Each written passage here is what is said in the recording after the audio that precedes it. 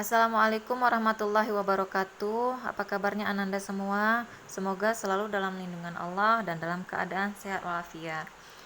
Baiklah, hari ini sebelumnya perkenalkan, nama Ustazah Nadia. Ustazah mengampu pelajaran pendidikan agama Islam dan budi pekerti.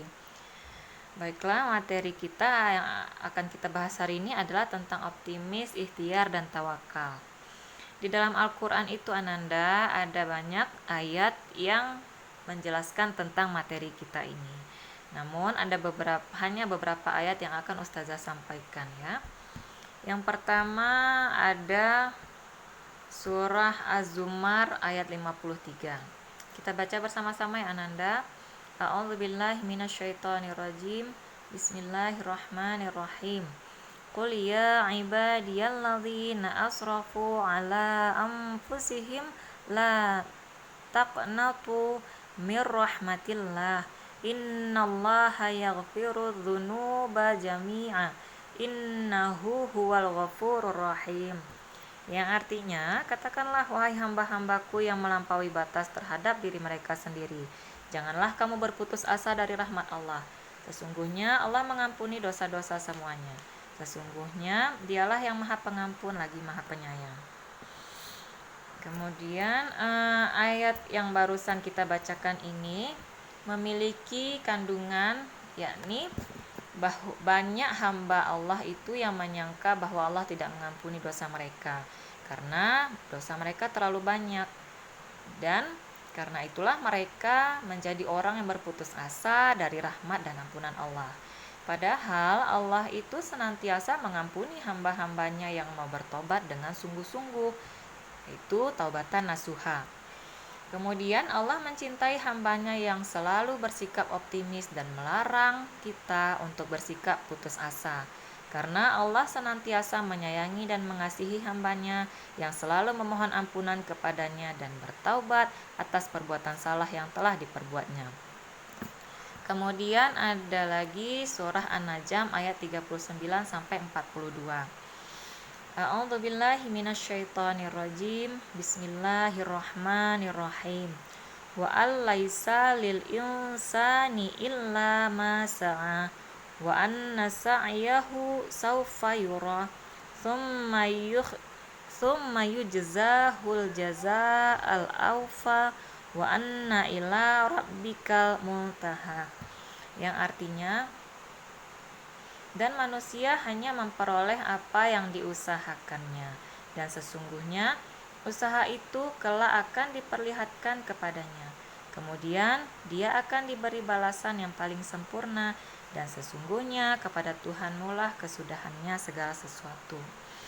Jadi ayat ini mengandung pengertian bahwa pentingnya ikhtiar atau berusaha bagi seorang hamba dalam memenuhi kebutuhan dirinya sendiri atau keluarganya. Rasulullah SAW mengisyaratkan bahwa sebaik-baik seorang hamba adalah mereka yang makan dari hasil usahanya sendiri. Manusia hanya memperoleh pahala dari usahanya sendiri, maka dia tidak berhak atas pahala suatu perbuatan yang tidak dilakukannya. Allah Subhanahu wa Ta'ala membalas setiap amal yang dilakukan dengan seadil-adilnya. Sesungguhnya amal perbuatan seseorang akan diperlihatkan di hari kiamat. Selanjutnya ada surah Ali Imran ayat 159. Kita baca lagi Ananda. A'udzubillahi minasyaitonirrajim. Bismillahirrahmanirrahim.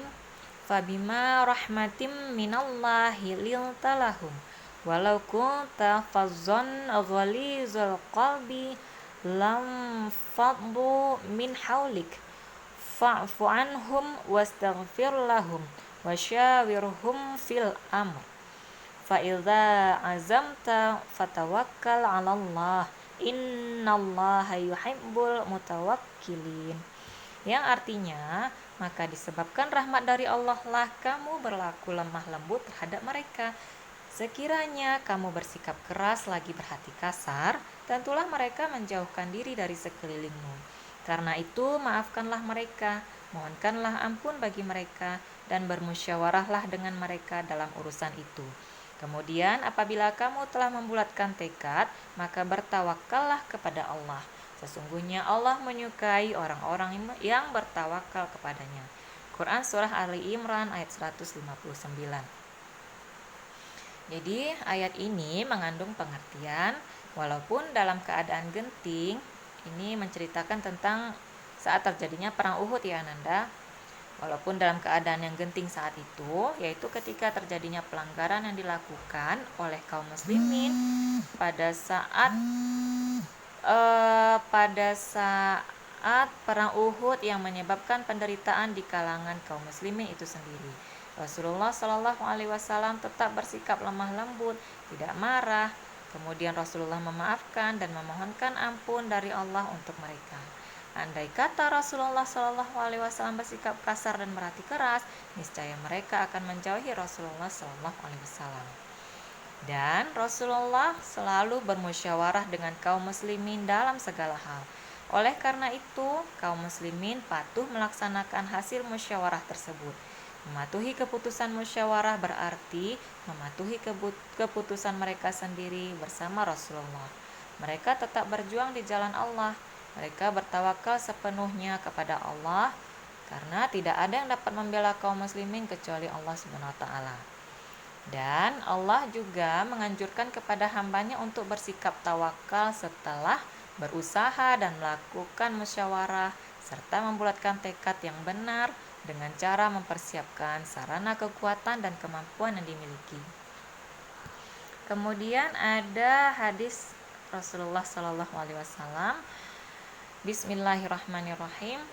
An Abi Hurairah radhiyallahu anhu anna Rasulullah sallallahu alaihi wasallam qala la tiyarata wa khairuhal fa'lu qila wa mal fa'lu qala al kalimatu salihatu yasma'uha ahadukum, rawahu Ahmad. Yang artinya dari Abu Hurairah radhiyallahu anhu, dia berkata, Rasulullah Shallallahu Alaihi Wasallam bersabda, tidak ada rasa tiarah atau firasat buruk dan kesialan, dan yang lebih baik dari itu adalah rasa optimis. Maka ditanyakanlah kepada beliau apa yang dimaksud dengan rasa optimis. Beliau bersabda, yaitu kalimat baik yang sering didengar oleh salah seorang dari kalian.